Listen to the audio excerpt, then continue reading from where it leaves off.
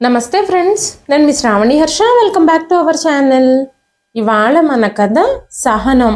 కథని చివరి వరకు వినండి. నచ్చితే కనుక ఖచ్చితంగా తప్పకుండా ఒక్క లైక్ చేయండి. ఈ కథ పైన మీ విలువైన స్పందనని కామెంట్ రూపంలో మాకు తెలియజేయండి. కొత్తవారు ఎవరైనా చూస్తున్నట్లయితే మన ఛానల్ని సబ్స్క్రైబ్ చేసుకోండి. మమత పెళ్లి కూతుర్లా రెడీ అయ్యి చాలా అందంగా కనిపిస్తోంది. చాలా భారీ ఆభరణాలన్నీ తనకి అలంకరించబడ్డాయి. తను పెళ్లి కూతురు కావడంతో చాలా అందంగా మేకప్ చేశారు.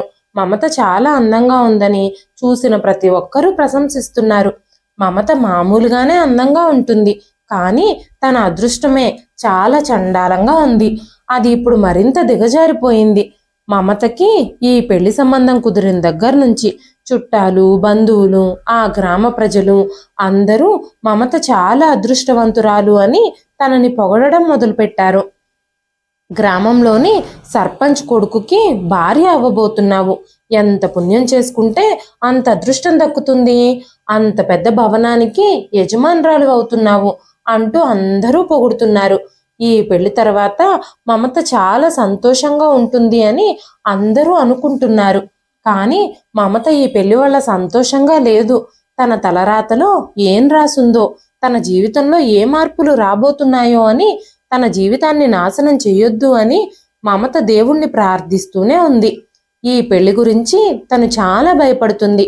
మమత తన గదిలోకి పెళ్లి కూతుర్లా రెడీ అయి వచ్చినప్పుడు తన దగ్గరకు వచ్చిన తన తల్లితో, అమ్మా, నువ్వు నా విషయంలో ఇలా చేయొద్దు, నా జీవితం నాశనం చేయొద్దు అంటూ తన తల్లిని బ్రతిమాలుతున్నట్టుగా అడిగింది. మమత తల్లి తన తలపై చెయ్యి వేసి, నువ్వు పిచ్చిదానిలా మాట్లాడొద్దు మమత. సర్పంచ్ గారి గురించి నువ్వెందుకు భయపడుతున్నావు, బాధపడుతున్నావు? నువ్వు ఆయన కొడుకును పెళ్లి చేసుకోబోతున్నావు. నువ్వు ఇంకా సంతోషంగా ఉండాలి. ఇంత మంచి సంబంధం కోసం ఎంతమంది కుటుంబాలు ఎదురు చూస్తూ ఉంటాయో నీకు తెలుసా? ఎంతమంది ఆయనకు భార్య కావాలని ఆరాటపడుతున్నారో నీకు తెలుసా? కానీ ఆ అదృష్టం అనుకోకుండా నీకు తగిలింది అని మమతతో తన తల్లి చెప్పడం మొదలుపెట్టింది. అప్పుడు మమత, అమ్మా, మగవాళ్ల కళ్ళు అందమైన అమ్మాయిల మీద ఎప్పుడూ పడుంటాయి. ఆకర్షణకి, వ్యామోహానికి, అదృష్టానికి సంబంధం ఉండదు. నేను తనని పెళ్లి చేసుకోను, నాకు ఈ పెళ్లి ఇష్టం లేదు అని మమత తన తల్లితో చెప్పింది. వెంటనే మమత తల్లి జానకి గారు, ఏం మాట్లాడుతున్నావు మమత? నువ్వు అందరి ముందు మమ్మల్ని నవ్వుల పాలు చేస్తావా? ఇప్పుడు నువ్వు ఇలాంటి నిర్ణయం తీసుకుంటే ఈ పెళ్లి ఇక్కడ ఆగిపోతే ఊరు జనాలందరి మధ్యలో మా పరువు పోతుంది. నిశ్శబ్దంగా ఈ పెళ్లి చేసుకో. నీ అదృష్టం కొద్దీ ఇలాంటి సంబంధం నిన్ను వెతుక్కుంటూ వచ్చింది. గ్రామంలోని ప్రజలందరూ నీ అదృష్టానికి ఆశ్చర్యపోతున్నారు. నువ్వు మాత్రం ఈ సంబంధం చేసుకోవడానికి నిరాకరిస్తున్నావు. నువ్వు ఈ పని చేస్తే తర్వాత మన జీవితం ఎంత దుర్భరంగా మారిపోతుందో నీకు తెలియదు అని జానకి గారు మాట్లాడుతూ ఉండగానే వెంటనే మమత, అమ్మా, అది కాదు, నేను చెప్పేది విను అని మాట్లాడుతూ ఉండగానే జానకి గారు మమతతో, నీకేం తెలియదు మమత, నువ్వు నిశ్శబ్దంగా ఉండు, త్వరగా ఈ ముసుగు వేసుకో, ఇప్పుడిక నిన్ను పెళ్లి మండపానికి తీసుకెళతారు అంటూ కూతురు తల మీద ముసుగు వేశారు జానకి గారు. మమత కళ్ళల్లో ఆగకుండా కన్నీళ్లు వస్తూనే ఉన్నాయి. నా తల్లిదండ్రులకి ఎలా చెబితే అర్థమవుతుంది ఆ అబ్బాయి గురించి? ఆ అబ్బాయి నన్ను మనస్ఫూర్తిగా ఇష్టపడి పెళ్లి చేసుకోవడం లేదు అని బాధపడుతూ గతం గురించి ఆలోచించడం మొదలుపెట్టింది మమత. సర్పంచ్ కొడుకు పేరు అభినవ్. మమత తన తల్లితో కలిసి సర్పంచ్ గారింట్లో పనికి వెళ్ళేది. అప్పటి నుంచి అభినవ్కి మమత మీద చెడు దృష్టి ఉంది. మమత వాళ్ళమ్మ జానకి గారు సర్పంచ్ గారి ఇంట్లో చాలా ఏళ్ల నుంచి పనిచేస్తున్నారు. సర్పంచ్ గారి ఇంట్లో సర్పంచ్ గారు, అతని భార్య, ఆయన ఏకైక కుమారుడు అభినవ్ ఉంటారు. ఇంకా సర్పంచ్ గారి తమ్ముడు కుటుంబం కూడా ఉంటారు. అభినవ్ సిటీలో చదువుకుని వచ్చాడు. ఆ ఊర్లోని అందరి అమ్మాయిల పైన ఆయనకు చెడు దృష్టి ఉండేది. మొదటి రోజు ఆ ఇంట్లో అడుగుపెట్టినప్పుడే మమతకి ఆ విషయం అర్థమైంది. కానీ మమత ఏం చేయగలదు? మమత ఒక సాదాసీదా అమ్మాయి. తను తన తల్లితో ఈ విషయం చెప్పినా ఆవిడ కూడా ఏమీ చేయలేదు. అంత పెద్ద సర్పంచ్ కుటుంబానికి తన తల్లి ఎదురు ఎలా వెళ్ళి పోరాడగలుగుతుంది? మమత చిన్నప్పటి నుంచి జానకి గారు సర్పంచ్ గారింట్లో పనులు చేసేవారు. ఎన్నో ఏళ్లుగా సర్పంచ్ గారింట్లో అంట్లు తోమడానికి, ఇల్లు ఊడ్చడానికి వెళుతూ ఉండేది ఆవిడ. అప్పుడప్పుడు జానకి గారితో పాటు మమత కూడా వెళుతూ ఉండేది. అప్పటి నుంచే అభినవ్ కళ్ళు మమత మీద పడ్డాయి. ఆ చెడు దృష్టి మమతకి అర్థమవుతూనే ఉండేది. అక్కడ ఉన్నంతసేపు అభినవ్ని తప్పించుకుని తిరగడానికి ప్రయత్నిస్తూ ఉండేది మమత. కొన్ని రోజుల తరువాత ఒకరోజు జానకి గారి ఆరోగ్యం అస్సలు బాగోలేదు. ఆవిడ మంచం మీద నుంచి లెగవలేకపోయింది. వెంటనే ఆవిడ మమతతో, మమత, నేను పనికి వెళ్ళలేకపోతున్నాను. సర్పంచ్ గారింట్లో నేను పనికి వెళ్ళకపోతే వాళ్ళు పెద్ద గొడవే చేసేస్తారు. మీ నాన్న వాళ్ళ పొలాల్లోనే పనిచేస్తున్నారు. నేను కనుక ఆ ఇంట్లో పనికి వెళ్ళకపోతే వాళ్ళు మీ నాన్నకి పని కూడా ఇవ్వరు. కాబట్టి నువ్వు నాకు బదులుగా పని చేయడానికి ఆ ఇంటికి వెళ్ళు. జాగ్రత్తగా పనిచెయ్యి. అక్కడ ఎవ్వరూ నీ మీద ఫిర్యాదు చేయడానికి కూడా నువ్వు అవకాశం ఇవ్వొద్దు అని చెప్పినప్పుడు మమత, అమ్మా, నువ్వేమీ బాధపడొద్దు. నేను నీ కూతుర్ని. అన్ని పనులు చాలా జాగ్రత్తగా చేస్తాను. ఏ పని ఎలా చేయాలో నాకు బాగా తెలుసు. నా పని చూసిన తర్వాత సర్పంచ్ గారింట్లో వాళ్ళు నన్ను చాలా ప్రశంసిస్తారు అని చెప్పింది మమత. మమత సర్పంచ్ గారింట్లో పనికి వెళ్ళడం మొదలుపెట్టింది. మమత చాలా బాగా పనులు చేసేది. సర్పంచ్ గారి భార్య కూడా మమత చాలా బాగా పని చేస్తుందని మమతని పొగుడుతూ ఉండేది. ఒకరోజు మమత అభినవ్ గదిని శుభ్రం చేస్తూ ఉంది. అదే సమయంలో సర్పంచ్ గారి కొడుకు అభినవ్ లోపలికొచ్చాడు. మమత కూడా అదే గది లోపల ఉండిపోయింది. ఆయన గది తలుపులు మూసి మమత దగ్గరగా రావడం మొదలుపెట్టాడు. బలవంతంగా మమత చేతిని పట్టుకొని మమతని దగ్గరికి తీసుకోవడం మొదలుపెట్టాడు. మమత మెడలో నుంచి చున్నీ తీసేయడం కూడా మొదలుపెట్టాడు. వెంటనే మమత గట్టిగా అరిచింది. చిన్నయ్య గారు, ఇలా చెయ్యకండి అంటూ అరుస్తూనే ఉంది. వెంటనే అభినవ్ మమత నోటి మీద చెయ్యి వేసి మమతని చాలా గట్టిగా పట్టుకున్నాడు. మమత అతని చేతుల్లోంచి విడిపించుకోలేకపోయింది. చాలా కష్టంతో అతని నుంచి విముక్తి పొందింది. గదిలో నుంచి బయటకు పరిగెడుతూ ఉన్నప్పుడు అభినవ్ మమతని మళ్ళీ గట్టిగా పట్టుకున్నాడు. వెంటనే మమత అతని నుంచి తప్పించుకోవడానికి అభినవ్ని గట్టిగా ఒక్క తోపు తోసింది. అప్పుడు అభినవ్ మమతని మరింత గట్టిగా పట్టుకొని, చాలా రోజుల నుంచి ఇలాంటి అవకాశం కోసమే ఎదురు చూస్తూ ఉన్నాను. ఇప్పుడు నువ్వు ఎక్కడికి పారిపోతావు? ఈ రోజు నాకు మంచి అవకాశం దొరికింది. నిశ్శబ్దంగా ఉండు. నేను చెప్పినట్టు గనక వినకపోతే నేనేం చేస్తానో నాకే తెలియదు అంటూ మమతని బలవంతం చేయడానికి ప్రయత్నించాడు. అప్పుడు మమత కోపంగా అభినవ్ని పక్కకి నెట్టింది. లాగిపెట్టి చెంప మీద ఒక దెబ్బ కొట్టింది. ఆ చెంప దెబ్బ మూసి ఉన్న ఆ గదంతా ప్రతిధ్వనించింది. అభినవ్ మమతని వదిలేసి తన వైపే చూడ్డం మొదలుపెట్టాడు.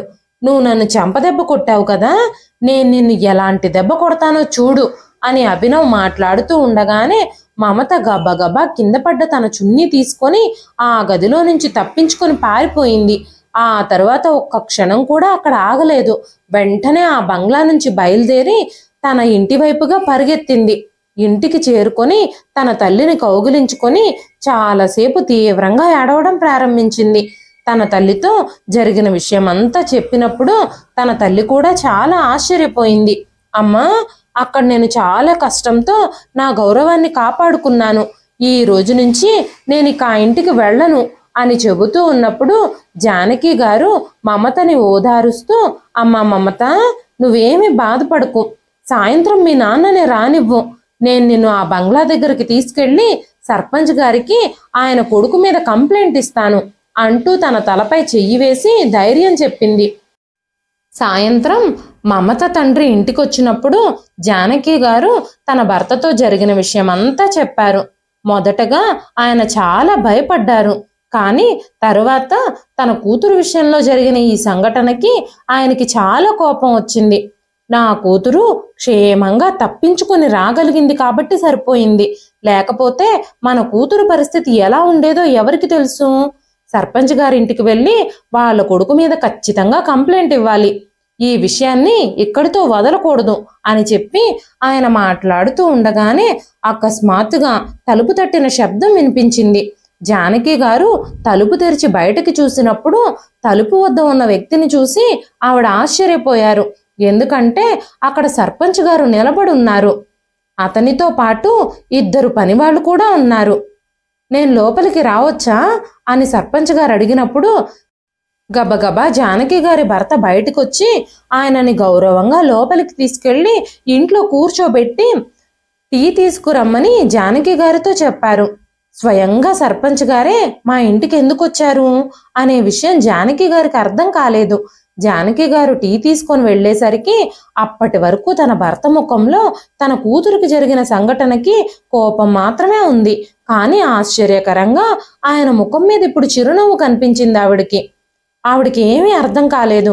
ఆ తరువాత జానకి గారి భర్త ఆవిడ దగ్గరకొచ్చి చెవిలో ఏదో చెప్పారు. వెంటనే జానకి గారు కూడా చిరునవ్వుతో మమత దగ్గరకు వెళ్ళి, మమత మమత ఇలారా, ఇదిగో టీ తీసుకెళ్ళి సర్పంచ్ గారికి ఇవ్వు అంటూ టీ కప్పు ఉంచిన ట్రేని మమత చేతికిచ్చారు. మమతకి ఇంకా విషయం ఏమిటో అర్థం కావడం లేదు. సర్పంచ్ గారు వాళ్ళ ఇంటి నుంచి వెళ్ళిపోవడం ప్రారంభించినప్పుడు సర్పంచ్ గారు మమత తల్లిదండ్రులతో బాగా ఆలోచించుకొని మీ నిర్ణయం ఏమిటో చెప్పండి అని చెప్పగానే వెంటనే మమత తండ్రి చేతులు ముడుచుకొని, సర్పంచ్ గారు ఏం మాట్లాడుతున్నారు మీరు? ఇందులో ఆలోచించుకొని చెప్పడానికి ఏముంది? అదృష్టవశాత్తు మాకు ఈ సంబంధం వచ్చింది. మా అమ్మాయి అదృష్టమే ఇదంతా. మీలాంటి గొప్ప వ్యక్తులు మా కూతుర్ని మీ కోడలుగా చేసుకోవాలి అని అనుకుంటున్నారు. అందుకు మీ కాళ్ళు కడిగి ఆ నీళ్లు మేము నెత్తిన చల్లుకోవాలి. ఇంకా ఆలోచించుకొని చెప్పాల్సిన అవసరం ఏముంది అనగానే వెంటనే సర్పంచ్ గారు, అయితే మీ కూతురు నా ఇంటికి కోడలవుతుంది. నా కొడుకు మీ కూతుర్ని ఇష్టపడ్డాడు కాబట్టి నేను ఇక్కడి వరకు వచ్చాను. లేకపోతే నా కొడుకు కోసం ఎన్ని పెద్ద పెద్ద సంబంధాలు వస్తున్నాయో మీకు తెలుసు అని చెప్పినప్పుడు మమత తల్లిదండ్రులిద్దరూ కృతజ్ఞతగా ఆయనకి నమస్కరించారు. నా కూతుర్ని మీ ఇంటికి కోడలుగా చేసుకోవాలి అని అనుకుంటున్నారు. మీకు మా జీవితాంతం రుణపడి ఉంటాము అని అన్నారిద్దరూ.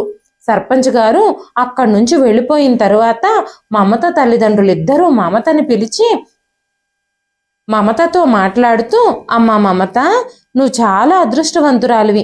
సర్పంచ్ గారు తన కొడుకు ఇష్టాన్ని అర్థం చేసుకొని ఈ సంబంధం కోసం ఇక్కడి వరకు వచ్చారు. నువ్వు గొప్పదానివి కాబోతున్నావు. ఇప్పుడు అంత పెద్ద ఇంటికి నువ్వు కోడలి అవ్వబోతున్నావు. నువ్వు ఆ ఇంటికి మహారాణివి అవుతావు అని చెప్పగానే మమత వెంటనే, నాన్న నాకు ఈ పెళ్లి చేసుకోవడం అస్సలు ఇష్టం లేదు అని మాట్లాడుతూ ఉంది. వెంటనే మమత తండ్రి కోపంగా, మమత, ఇది మా నిర్ణయం. నీకేమి ఇవ్వాలో, ఏం చెయ్యాలో, ఎవరినిచ్చి పెళ్లి చేయాలో పెద్దవాళ్లంగా మేం చూసుకుంటాము. జానకి, నువ్వు అమ్మాయిని గదిలోకి తీసుకెళ్ళు. తొందరలోనే సర్పంచ్ గారితో మాట్లాడి పెళ్లి కోసం మంచి ముహూర్తాన్ని నిర్ణయించాలి అని చెప్పారు ఆయన. మమత మొత్తుకుంటున్నా మమత మాటల్ని వినడానికి తల్లిదండ్రులిద్దరూ సిద్ధంగా లేరు. అనుకున్నట్టుగానే పెళ్లికి మంచి ముహూర్తం నిర్ణయించారు. పెళ్లి రోజు రానే వచ్చింది. ఇవన్నీ ఆలోచించుకుంటూనే మమత ముసుగు లోపలే ఏడుస్తూ ఉంది.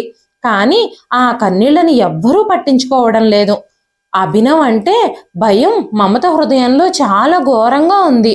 ఆ రోజు తర్వాత పదే పదే ఆ విషయమే గుర్తుకొచ్చి అభినవ్ మీద చాలా భయం పెరిగిపోయింది తనకి.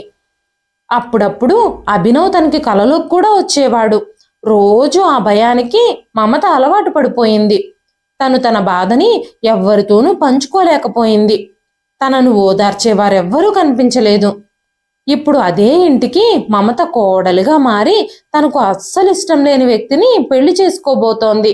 తన భుజాల మీద ఇక మీదట ఎంత భారం ఉండబోతుందో తనకు అర్థం అవుతూనే ఉంది. తను వెళ్లే మార్గం అంత సులభమైందేం కాదు అని ఆలోచిస్తూ ఉంది మమత. వివాహం యొక్క ఆచారాలన్నీ ప్రారంభమయ్యాయి. మమతని పెళ్లి మండపానికి తీసుకెళ్లారు. మమత తల్లిదండ్రులిద్దరూ చుట్టాల్ని, బంధువుల్ని, అతిథులని పలకరిస్తూ మర్యాదలు చేయడంలో బిజీగా ఉన్నారు. మమత మాత్రం నిశ్శబ్దంగా కూర్చునుంది. కానీ ఆ నిశ్శబ్దాన్ని కూడా ఎవ్వరూ అర్థం చేసుకోవడం లేదు. మౌనంగా తలదించుకుని కూర్చోవడం చూసి అందరూ మమత సిగ్గుపడుతుంది అని అనుకున్నారు. మమత తల్లిదండ్రులిద్దరూ చాలా సంతోషంగా ఉన్నారు. తమ కూతురు చాలా గొప్పింటికి కోడలవుతుంది. ఇక తమకు జీవితంలో ఎలాంటి ఇబ్బంది ఉండదు అని వాళ్ళు అనుకుంటున్నారు. కానీ మమత జీవితంలో ఏం జరుగుతుంది అనే విషయం ఎవ్వరికీ తెలియదు. ఆ విషయాలన్నీ తలుచుకొని మమత గుండె చంచలమైపోతోంది. మెల్లమెల్లగా పెళ్లి ఆచారాలన్నీ జరుగుతూ అభినవ్ మమత మెళ్ళలో తాళి కట్టాడు. అభినవ్ మమతని తన భార్యగా చేసుకున్నాడు. కొత్త పెళ్లి కూతురుగా అలంకరించి ఆ రాత్రి మమతని అభినవ్ గదిలోకి పంపించినప్పుడు మమత ఒక మూలకే పరిమితమై కూర్చుంది. ఎంతసేపటికి అభినవ్ తన గదిలోకి రాలేదు. మమత కళ్ళల్లో కన్నీళ్లు ప్రవహిస్తూనే ఉన్నాయి.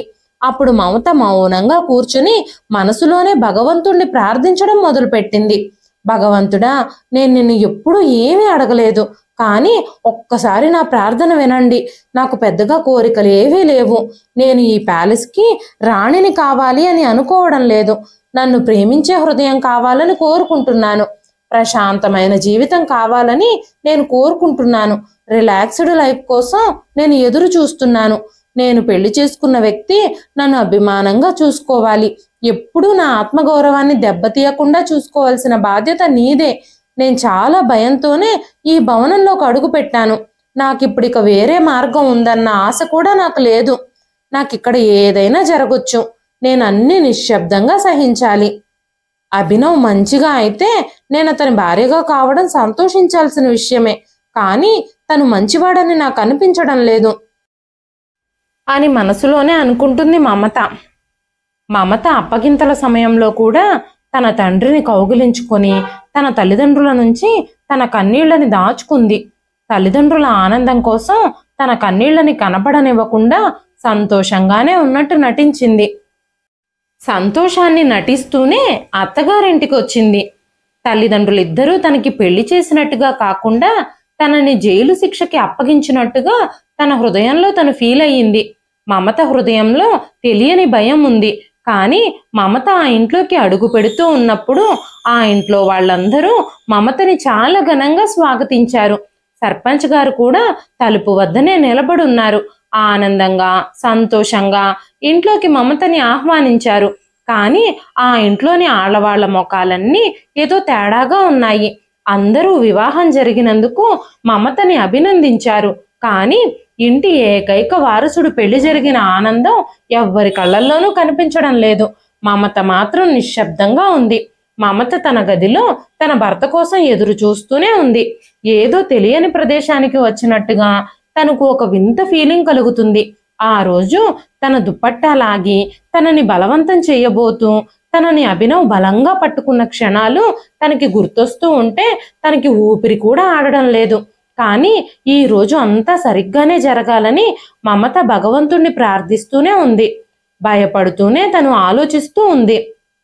బహుశా నా అదృష్టంలో కూడా ఆనందం రాయబడి ఉందేమో అని ఆలోచిస్తుంది మమత. అకస్మాత్తుగా ఒక్కసారిగా తన కళ్ళు గడియారాన్ని చూశాయి. అర్ధరాత్రి అవుతోంది. మమత నడుం కూడా చాలా నొప్పిగా ఉంది.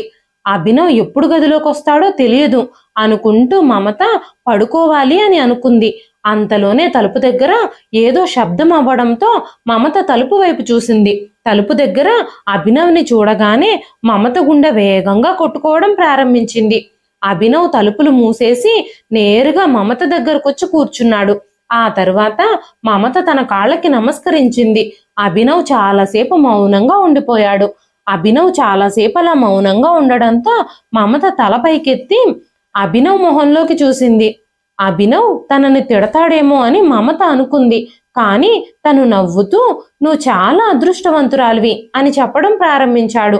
ఈ గ్రామంలోనే అత్యంత గౌరవనీయమైన వ్యక్తి సర్పంచ్ కొడుకు నిన్ను పెళ్లి చేసుకున్నాడు. నువ్విప్పుడు నా భార్యవి అని గర్వంగా చెబుతున్నాడు అభినవ్. కానీ మమత మాత్రం ఆ రోజు జరిగిన సంఘటనే తన కళ్ళ ముందు కనబడుతూ ఉంటే మౌనంగా అలాగే ఏమీ మాట్లాడకుండా కూర్చుంది. అభినవ్ మళ్ళీ నవ్వి మమత దగ్గరకొచ్చి నువ్వేమీ మాట్లాడవేమిటి? నువ్వు నాకు భయపడుతున్నావా? నీకిప్పుడు లోపల చాలా గర్వంగా ఉంది కదా అని అంటూ మమత జుట్టుని తన పిడికిలతో పట్టుకున్నాడు. ఒక్కసారిగా మమత అల్లాడిపోతుంది. వదలండి, నాకు చాలా నొప్పిగా ఉంది అని మమత అరుస్తూ ఉంది. అప్పుడు అభినవ్ నిశ్శబ్దంగా ఉండు అంటూ తన జుట్టును మరింత గట్టిగా పట్టుకొని చెప్పడం మొదలుపెట్టాడు. అభినవ్ మమతని లాగి పెట్టి కొట్టాడు. నేను ఈ ఊరి సర్పంచ్ కొడుకుని, నువ్వు నన్నే చెంపదెబ్బ కొడతావా? ఒక అమ్మాయి నన్ను చెంపదెబ్బ కొట్టి పారిపోతే నేను వదిలేస్తానని నువ్వెలా అనుకున్నావు? ఇప్పుడిక నువ్వు జీవితం అంతా నా చేతుల్లో దెబ్బలు తినాల్సిందే. నువ్వు ఒక్క దెబ్బ కొట్టినందుకు నేను నీ జీవితం మీదే దెబ్బ కొట్టాను. నువ్వు ఏమనుకుంటున్నావు? నేను నిన్ను ఇష్టపడ్డాను అనా? నీలాంటి అమ్మాయిలని వాడుకోవడం, విసిరేయడం నాకు అలవాటే.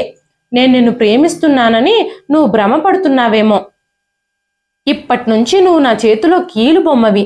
నేను ఎలా చెబితే అలా ఆడాల్సి వస్తుంది అని చెప్పి అభినవ్ మమతని ఒక్కసారిగా గట్టిగా నేల మీదకు తోసేశాడు. నువ్విప్పుడు ఇక కలలు కనే ధైర్యం కూడా చెయ్యొద్దు. ఇక నీ జీవితం ఇదే అన్న మాటలు విన్న తరువాత మమత ఆత్మ తనలో తానే వణుకుతూ ఉంది. నాకు గౌరవం కావాలి అని మమత అనగానే అభినవ్ బిగ్గరగా నవ్వి, ఇక్కడ గౌరవం అనేదే ఉండదు. నేను చెప్పినట్టే నువ్వు వినాలి. నేనిక నుంచి నీ జీవితాన్ని నరకంగా మారుస్తాను. ఏది ఏమైనప్పటికీ నీ మీద పగ తీర్చుకోవడం కోసమే నేను నిన్ను పెళ్లి చేసుకున్నాను. ప్రతి రాత్రి నువ్వు నా చేతిలో శిక్షను ఎదుర్కోవాల్సి వస్తుంది. ప్రతి రాత్రి నీ మీద నాకున్న హక్కుతో నేను నిన్ను బలవంతం చేస్తూనే ఉంటాను అని చెప్పాడు అభినవ్. ఆ రాత్రి చాలా బాధాకరంగా గడిచింది మమతకి. మరుసటి రోజు నుంచి తన కొత్త జీవితం ప్రారంభమైంది. కానీ ఆ జీవితం జైలు శిక్ష లాంటిదే. మమత అత్తగారు ఉదయాన్నే మమతని మేల్కొల్పారు. ఈ రోజు నుంచి ఈ ఇంటి పనంతా నీదే. ఈ ప్రాంగణం అంతా కడగడం, పాత్రలు కడగడం, బట్టలు ఉతకటం, ప్రతి పని నువ్వే చెయ్యాలి. ఇక నుంచి ఇదే నీ దినచర్య అని చెప్పింది. ఏదైనా పని చేయడానికి కొంచెం ఆలస్యమైనా ఆ ఇంట్లో సర్పంచ్ గారి తమ్ముడున్నాడు. ఆయన గట్టి గట్టిగా అరుస్తూ మమతని తిడుతూ ఉండేవాడు. ఆయనకి ఒక 9 సంవత్సరాల కొడుకు కూడా ఉన్నాడు. ఆయన సర్పంచ్ గారి సొంత తమ్ముడు కాదు, దూరపు బంధువు. అభినవ్ తన తల్లిని చాలా ఇష్టపడేవాడు. తను ఏం చెప్తే అదే వినేవాడు. అభినవ్ తల్లికి అభినవ్ అలాంటి పేద అమ్మాయిని పెళ్లి చేసుకొని ఆ ఇంటికి కోడలుగా తెచ్చుకోవడం అస్సలు ఇష్టం లేదు. అభినవ్ తల్లి మమతతో, నువ్వు ఈ ఇంటికి కోడలుగా అవ్వడానికి అర్హురాలివి కాదు. నేను ఈ ఇంటికి కోడలుగా నిన్నెప్పటికీ అంగీకరించను అని చెప్పింది. అక్కడున్న వారందరూ పని మనిషి కూతురికి ఇంత అదృష్టం దక్కింది, సరాసరి సర్పంచ్ గారింటికి కోడలైపోయింది అంటూ మమతని ఎగతాళి చేస్తూ మాట్లాడారు. అభినవ్ ప్రవర్తన కూడా రోజు రోజుకి మరింత కోపంగా మారుతూ ఉంది. మమతని ఇబ్బంది పెట్టడానికి, బాధ పెట్టడానికి ఏ అవకాశం దొరుకుతుందా అని ఎదురు చూస్తూ ఉండేవాడు. చిన్న చిన్న విషయాలకే మమతను తిట్టేవాడు. మమత వంట చేస్తే భోజనంలో ఉప్పు ఎక్కువైందని, ఏదైనా పని చేయడం ఆలస్యమైతే ఎందుకు ఆలస్యమైందని ఏదో ఒక వంకతో తిడుతూనే ఉండేవాడు. మమత రోజంతా ఆ భవనంలో పనిచేస్తూనే ఉండేది. అంత పని చేసి కూడా అందరి వ్యతిరేకతలను సహించాల్సి వచ్చేది. సాయంత్రం పనంతా అయిపోయిన తర్వాత తన గదిలో ఏ మూలనో కూర్చుని ఏడుస్తూ ఉండేది. నా తల్లి ఒడిలో ఊరి గుడిసెలోనైనా ఎంతో ఆనందంగా పడుకునేదాన్ని, ఇక్కడ ఇన్ని బాధలు పడాల్సి వస్తుంది అని తను చాలా ఏడుస్తూ ఉండేది. ఏం చేయాలో అర్థం కాక గందరగోళంగా ఉండేది తన మనసంతా. ఇప్పుడు తన ప్రపంచం తనకి దూరం అయిపోయింది. ప్రతి రాత్రి పైకప్పును తదేకంగా చూసేటప్పుడు తన హృదయంలో చాలా ప్రశ్నలు తలెత్తేవి. నేను నా తల్లిదండ్రుల కోసం నా జీవితాన్ని త్యాగం చేశానా? ఎంత చెప్పాను మా అమ్మా నాన్నలకి ఈ పెళ్లి చెయ్యొద్దని, కానీ వాళ్ళు కూడా ఊహించుండరు నాకు ఇలా జరుగుతుంది అని. నేను ఈ పెద్ద బంగ్లాలో ఆనందంగా ఉంటాను అని వాళ్ళు అనుకుని ఉండుండొచ్చు, కానీ నా తలరాతలో ఆ భగవంతుడు ఆనందం రాయలేదు అని ఆలోచిస్తూనే ఉండేది. చాలా ఆలోచనల తర్వాత మమత కళ్ళు మూసుకొని తనకివన్నీ భరించే ఓపికనివ్వమని హృదయంలోనే భగవంతుణ్ణి ప్రార్థించేది. తన ఇంటికి తిరిగి వెళ్ళడానికి ఇప్పుడు మమతకి ఎలాంటి అవకాశము లేదని తనకి తెలుసు. ఇప్పుడు ప్రతిరోజు ఆ ఇంట్లో బాధపడుతూనే ఉండాలని తెలుసు. తన ప్రతి కన్నీరు, ప్రతి రోదన ఆ 4 గోడలకే అంకితమవుతుందని కూడా తనకి తెలుసు. తన ఆనందాన్ని ఎవరో గొంతు కోసి చంపేశారు. ఇక్కడ ఈ భవనం చాలా పెద్దదిగా ఉంది, అయినా సరే కొంచెం కూడా ప్రశాంతత లేదు. అక్కడ తన తల్లిదండ్రుల ఇల్లు చాలా చిన్నది, అయినప్పటికీ తను ప్రశాంతంగా నిద్రపోయేది. ఇక్కడ తన కళ్ళకి నిద్ర కూడా కరువయింది. పగలంతా ఇంటి పనులతో ఒళ్ళంతా హూనమయ్యేలా పనిచేయాలి. రాత్రి తన భర్త చెప్పినట్టు వినాలి. తన మనసుతో, తన బాధతో ఎలాంటి సంబంధము లేదన్నట్టుగా, తన ఇష్టం వచ్చినట్టుగా తన శరీరాన్ని అనుభవిస్తూనే ఉంటాడు అభినవ్. తనని అత్తగారింటికి పంపేటప్పుడు మమత తల్లి మమతతో చెప్పిన మాటలు మమతకి గుర్తుకొచ్చాయి. ప్రారంభ రోజుల్లో కొంచెం కష్టంగానే ఉంటుంది. తరువాత మెల్లమెల్లగా అందరూ నిన్ను అర్థం చేసుకుంటారు. నీ భర్తలో కూడా మెల్లమెల్లగా మృదుత్వం వస్తుంది. నీ మంచితనంతోనే నీ భర్త హృదయాన్ని గెలవాలి అని చెప్పింది ఆవిడ. కానీ తనకి మంచి రోజులు వస్తాయని గాని, తన భర్త తనని అర్థం చేసుకుంటాడని గాని, తన ప్రవర్తనతో తన భర్త హృదయాన్ని గెలుచుకోగలను అని కానీ ఆశ మమతలో పూర్తిగా చచ్చిపోయింది. తను ఎవరితో అయితే జీవిస్తుందో, తను ఎవరినైతే భర్తగా కలిగి ఉందో తన హృదయంలో మమతకి చోటే లేదు. ఏ పని చేసినా కూడా తప్పులు వెతికి తిట్టేవాడు అభినవ్. తన పేదరికాన్ని వేలెత్తి చూపించేవాడు. నిజాయితీగా పనిచేసి కూడా తను మౌనంగా ఉండాల్సి వస్తోంది. మౌనంగా నిందల్ని భరించాల్సి వస్తుంది. అన్ని పనులు చేసి తన గదిలోకొచ్చి ఒక మూలన కూర్చొని తన చేతులు ముడుచుకొని నిశ్శబ్దంగా దేవుడికి ప్రార్థించడానికి కూర్చునేది మమత. కానీ ఆ భగవంతుడు కూడా తనకి సహాయం చేస్తాడు అన్న ఆశ కూడా మమతలో మెల్లమెల్లగా చచ్చిపోయింది. ఆ భవనం లోపల చాలా రహస్యాలున్నాయి. అవి నెమ్మది నెమ్మదిగా మమత ముందుకొస్తున్నాయి. ఆ ఇంట్లో ఎప్పటి నుంచో పనిచేస్తున్న పని మనిషి శాంతమ్మ ఉంది. వంటగదిలో మమత పనిచేస్తూ ఉన్నప్పుడు శాంతమ్మ మమతతో చెప్పింది, అభినవ్, మన సర్పంచ్ గారి బలహీనతమ్మా. కొడుకు ఏ తప్పు చేసినా కూడా మన సర్పంచ్ గారు వాటిని దాచిపెట్టడానికే ప్రయత్నిస్తారు. గ్రామంలో అందరి చేత గౌరవించబడే సర్పంచ్ గారు కొడుకు ఏది చెబితే అదే చేస్తాడు అన్న మాటలు విన్న మమత చెవులు చాలా జాగ్రత్తగా మారాయి. శాంతమ్మ మమతతో, మన సర్పంచ్ గారు అబ్బాయి ఎంతమంది అమాయకుల జీవితాన్ని నాశనం చేశాడో నీకు తెలియదు. సర్పంచ్ గారు తన పలుకుబడితో వాటన్నింటినీ కప్పిపుచ్చుతూనే వస్తున్నారు అని చెప్పింది. ఆ తరువాత మమత ఆ ఇంట్లో ఎన్నేళ్లుగా గుమస్తాగా పనిచేస్తున్న రామనాథం గారిని అభినవ్ గురించి అడిగినప్పుడు ఆయన మమతతో, మన చిన్నయ్య గారి వల్ల నగరంలో ఎన్ని సమస్యలు తలెత్తాయో, సర్పంచ్ గారు ఆయన పలుకుబడి వాడి అన్నింటినీ బయటకు రాకుండా చేశారు. లంచాలు తినిపించడం ద్వారా ప్రతి నేరాన్ని కప్పిపుచ్చుతూ వచ్చారు. ఆయన నగరంలో చేసిన ఘనకార్యాలు ఏవి ఇక్కడ ఊర్లో ఎవ్వరికీ తెలియకుండా ఆయన జాగ్రత్త పడుతూ ఉండేవారు అని చెప్పినప్పుడు మమత కళ్ళ ముందు తెరలు తొలగిపోయినట్టుగా అనిపించాయి.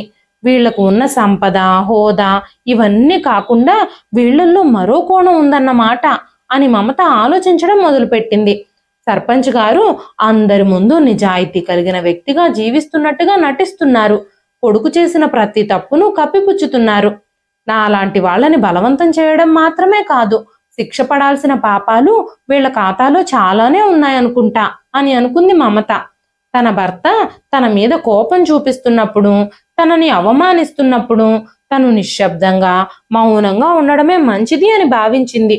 ప్రతిరోజు తన శరీరంపై అవుతున్న గాయాలతో తన సహనం పెరుగుతూ వచ్చింది. తన భర్త ప్రేమించడం వల్ల తను ఆ ఇంటికి రాలేదు, కానీ ఏదో ఒకటి చేసి ఈ ఇంట్లో తను గౌరవంగా జీవించాలి అని తను అనుకుంటుంది. కొన్నిసార్లు రాత్రి అభినవ్ ఆలస్యంగా ఇంటికొస్తున్నాడు. అతని పరిస్థితి చాలా దారుణంగా ఉండేది. తాగి తూలుతున్న శరీరం, చెల్లా చెదురుగా ఉన్న బట్టలు, నోటి నుంచి చెడు వాసన వస్తూ ఉండేది. తన పరిస్థితి చూస్తూ అలాంటి వ్యక్తితో కలిసి జీవించేటప్పుడు ఆ భగవంతుడి దయవల్లే నేను ఇంకా సురక్షితంగా ఉన్నానని ఆ భగవంతునికి ధన్యవాదాలు చెప్పేది. అత్తగారు, భర్త తనని అవమానించే ఈ అవకాశాన్ని వదులుకోకపోయినా తన పనిలో పొరపాట్లు వెతికి నిందిస్తూ ఉన్న ఆ అవమానాలకి, నిందలకి సిద్ధంగా ఉండేది మమత. సర్పంచ్ గారి బలహీనత తన కొడుకు పాపాల్ని కప్పిపుచ్చడం అయితే మమత బలహీనత సహనం. ఇప్పుడు చీకటి మార్గాలలో కలత చెందుతున్న చోట ఖచ్చితంగా ఎలాగైనా కాంతిని సృష్టించాలి అని మమత హృదయంలోనే అనుకుంది. ప్రతి సమస్య మమతలో కొత్త బలాన్ని సృష్టిస్తోంది. ఇప్పుడు చిన్న చిన్న విషయాలకి మమత ఏడవడం లేదు. ఎవరైనా తిట్టినప్పుడు తనకి చెడుగా కూడా అనిపించడం లేదు. ఇప్పుడు ప్రతిదీ తట్టుకోవడం నేర్చుకుంది మమత. ప్రతి ముఖం వెనకాల దాగున్న వాస్తవికతని అర్థం చేసుకోవడం మొదలుపెట్టింది. అత్తగారు, భర్త వేసే నిందలని నిశ్శబ్దంగా భరించడం మొదలుపెట్టింది. ఏదో ఒక రోజు తనకి ఖచ్చితంగా న్యాయం జరుగుతుంది అని తనకి తెలుసు. ఈ సహనానికి ఖచ్చితంగా ఏదో ఒక రోజు ప్రతిఫలం దక్కుతుంది అని అనుకుంది మమత. ఆ రోజు నుంచి మమత ఎక్కువ పని చేయడం, తక్కువ మాట్లాడాలని నిర్ణయించుకుంది. ప్రతి పనిని నిశ్శబ్దంగా చేసేది. మెల్లమెల్లగా అభినవ్లో మార్పు రావడాన్ని కూడా మమత గమనించింది. రోజంతా తను అలసిపోతూ పనులు చేసేటప్పుడు నిశ్శబ్దంగా తన గదిలో గోడ నానుకుని కూర్చుని భగవంతుణ్ణి ప్రార్థించేటప్పుడు దూరం నుంచే అభినవ్ చూసేవాడు. చాలాసేపు అతని కళ్ళు మమత ముఖం మీదే ఉండేవి. ఒకరోజు అభినవ్ సాయంత్రం మమత పనిచేస్తూ ఉన్నప్పుడు వంటగది తలుపు దగ్గరకు వచ్చి ఏదో మాట్లాడబోయి ఆగిపోయాడు. అతని కళ్ళల్లో ఎప్పుడూ కోపం, అహంకారమే ఉండేవి. ఈ రోజు ఎందుకో మృదుత్వం కనిపించింది మమతకి. మమత మౌనంగా తన పని తను చేసుకుంటూ ఉంది. కాసేపు అలాగే చూసి, అభినవ్, ఇంట్లో ఇంకా చాలా మంది పనివాళ్ళు ఉన్నారు కదా, అన్ని పనులు నువ్వే చేయాలా ఏమిటి అన్నాడు. ఆ మాటలు విన్న మమత గుండె గట్టిగా కొట్టుకోవడం ప్రారంభించింది. కానీ తను ఏమాత్రమూ స్పందించలేదు. ఏమీ మాట్లాడకుండా మమత మౌనంగానే ఉన్నా అభినవ్ అక్కడి నుంచి వెళ్ళిపోలేదు. కొంతసేపటి తర్వాత మమత, ఈ పనులన్నీ చేయడం నా కర్తవ్యం అని చెప్పింది. తన పని అయిపోయే వరకు అభినవ్ అక్కడే నిలబడ్డాడు. మమతకి చీకటి గదిలో ఒక చిన్న కిటికీ తెరుచుకున్నట్టుగా అనిపించింది. అభినవ్లో మార్పు వస్తుందని మమత ఎప్పుడూ అనుకోలేదు. ఆ దేవుడే తనకి సహాయం చేస్తున్నాడని మమత అనుభూతి చెందడం ప్రారంభించింది. ఆ రోజు రాత్రి తను భయపడుతూ ఉన్నప్పుడు, మూలల్లో కూర్చుని దేవుణ్ణి ప్రార్థిస్తూ ఉన్నప్పుడు అభినవ్ తనని అర్థం చేసుకొని తనతో చెడుగా ప్రవర్తించలేదు. రోజులు గడుస్తున్న కొద్దీ ఇంట్లో ఎవరైనా మమతని అవమానిస్తూ ఉంటే అభినవ్ వాళ్ళ నోరు మూయించడానికే ప్రయత్నించేవాడు. రోజు రోజుకి మమతలో ఓపిక పెరుగుతూనే ఉంది. తన చీకటి బ్రతుకులో చిన్న ఆశాకిరణం ఉదయించినట్టు మమత కనిపిస్తోంది. మమత అత్తగారు మాత్రం ఎప్పుడూ తన పనుల్లో లోపాలు వెతికి తిట్టడానికి, అవమానించడానికి, ఎగతాళి చేయడానికే బిజీగా ఉండేది. మమతని ఎలాగైనా ఆ ఇంటి నుంచి బయటకు గెంటేయాలని కోరుకుంటూ ఉండేది. అత్తగారు ఎన్ని కుట్రలు పన్నుతున్నా మమతకి తన సహనమే కవచంగా ఉండేది. ఆ ఇంట్లో పనిచేసే శాంతమ్మ, గుమ్మస్తా రామనాథం గారు మమతకి అండగా ఉండేవారు. నిజాయితీ ఇంకా కృషితో మమత తన భర్త హృదయాన్ని గెలవడానికి ప్రయత్నిస్తూనే ఉంది. ప్రతి పరిస్థితిని సహనంతో ఎదుర్కొంటూనే ఉంది. మెల్లమెల్లగా అభినవ్ మాట్లాడే పద్ధతి కూడా మృదువుగా మారుతూ వచ్చింది. అభినవ్ మమత వైపు జాలిగా చూడడం ప్రారంభించాడు. ఏ వ్యక్తి అయితే తనని అవమానించడానికి, అగౌరవపరచడానికి, లోపాల్ని కనుగొని తిట్టడానికి ఎదురు చూస్తూ ఉండేవాడో అతనే ఇప్పుడు నిశ్శబ్దంగా ఉంటున్నాడు. మమత సహనంతో తన భర్త హృదయాన్ని గెలుచుకుందేమో అనేలా ఉన్నాడు అభినవ్. ఒకసారి మమత అనారోగ్యానికి గురైంది. మొదటిసారిగా అభినవ్ మమత దగ్గరకు వచ్చి తన ఆరోగ్యం గురించి ఆరా తీశాడు. నువ్వు మెడిసిన్స్ వేసుకున్నావా అని అడిగాడు. ఇంటి పనంతా నువ్వు చేయాల్సిన అవసరం లేదు, నువ్వు విశ్రాంతి తీసుకో, ఈ పనులన్నీ పనివాళ్ళు చూసుకుంటారు అని చెప్పినప్పుడు మమత హృదయం అంతా ఆనందంతో నిండిపోయింది. ఒకరోజు అభినవ్ పాత స్నేహితులు కొంతమంది ఇంటికి వచ్చినప్పుడు వాళ్ళందరూ ఇంట్లో పార్టీ చేసుకోవడం మొదలుపెట్టారు. ఆ పార్టీలో మాదక ద్రవ్యాలు కూడా సేవిస్తూ ఉన్నారు. తన స్నేహితుల కారణంగానే అభినవ్ ప్రవర్తన క్షీణిస్తూ వస్తోందని మమత అర్థం చేసుకుంది. స్నేహితుల బలవంతం వల్ల అభినవ్ డ్రగ్స్ తీసుకుంటున్నాడని, డ్రగ్స్ మత్తులో తను ఏం చేస్తున్నాడో తనకే తెలియడం లేదని తను అర్థం చేసుకుంది. కానీ మమత తన ప్రేమతోనే తన భర్తను మార్చాలని నిర్ణయించుకుంది. షరతులు పెట్టి ఎవ్వరి ప్రేమని మనం పొందలేము. ప్రేమ అనేది స్వయంగా హృదయం నుంచే రావాలని తను అనుకుంది. కొన్ని రోజుల తర్వాత మెల్లమెల్లగా సర్పంచ్ గారి వ్యాపారంలో నష్టాలు రావడం మొదలయ్యాయి. సొంత మనుషులు అనుకున్న వాళ్లే మోసం చేసి వేరుగా వెళ్ళిపోవడం మొదలుపెట్టారు. క్రమక్రమంగా అభినవ్ ప్రవర్తన కూడా మమత విషయంలో మృదువుగా మారుతూ వచ్చింది. గొడవలకి దూరంగా ఉంటున్నాడు. ఎవ్వరి మీద కోపం చూపించడం లేదు. తన స్నేహితులతో కూడా పార్టీలు చేసుకోవడం మానేశాడు. తన స్నేహితులందరినీ దూరం పెట్టేశాడు. కొడుకు మారిపోతున్న ప్రవర్తనతో కోడల ఇంటికి మహారాణి అవుతుందేమోనన్న భయంతో మమత అత్తగారు ఒక ప్లాన్ వేశారు. తన వజ్రాల హారం పోయిందని, మమతే దాన్ని దొంగిలించుంటుందని, ఈ ఇంట్లో ఎవ్వరికీ అంత అవసరం రాదని, పేదింటి నుంచి వచ్చింది కాబట్టి తను మాత్రమే ఆ పని చేసుంటుందని ఆరోపించింది ఆవిడ. అందరూ మమతని అనుమానంగా చూశారు. కానీ మమత మాత్రం మౌనంగానే ఉంది. తన మీద నేరాలు ఆరోపించి తనని ఇంటి నుంచి బయటకు గెంటేశారు. మమత తన తల్లిదండ్రుల ఇంటికి చేరుకోగానే అటువంటి పరిస్థితుల్లో ఉన్న కూతుర్ని చూసి తల్లిదండ్రులిద్దరూ కన్నీళ్లు పెట్టుకోవడం మొదలుపెట్టారు. అమ్మా, ఇప్పుడు ఏడవడం వల్ల ఎలాంటి ఉపయోగమూ లేదు. నేను ఈ పెళ్లి చేసుకోనని మీకెంతగానో చెప్పాను. కానీ అప్పుడు మీరు నా మాట వినలేదు. ఇప్పుడిక నాకు ఎలాంటి ఆశలు లేవు అని చెప్పింది మమత. మమత అప్పట్నుంచి తన తల్లిదండ్రులతోనే కలిసి నివసించడం ప్రారంభించింది. ఆ ఇంటి నుంచి ఈ ఇంటికి కొన్ని రోజులు ఎలాంటి వార్తలు లేవు. రాత్రిళ్ళు మేల్కొని తన జీవితం ఎందుకిలా మారిపోయిందో అని ఏడుస్తూ ఉండేది మమత. మమత ఇంటి నుంచి వెళ్ళిపోయిన తర్వాత అభినవ్ మమత లేకుండా ఆ ఇంట్లో ఉండలేకపోయాడు. అసలు దొంగతనం చేసింది ఎవరో కనిపెట్టాలని ప్రయత్నించాడు. తన తల్లే కావాలనే తన వజ్రాల హారం దాచిపెట్టుకొని కావాలని మమతని ఇంట్లో నుంచి పంపించేయడానికి అలాంటి నింద వేసిందని అభినవ్ తెలుసుకున్నాడు. వెంటనే అభినవ్ మమతని కలుసుకోవడానికి తన ఇంటికి వెళ్ళాడు. మమతని క్షమించమని అడిగాడు. మమతని గౌరవంగా మళ్ళీ తన ఇంటికి తీసుకొచ్చాడు.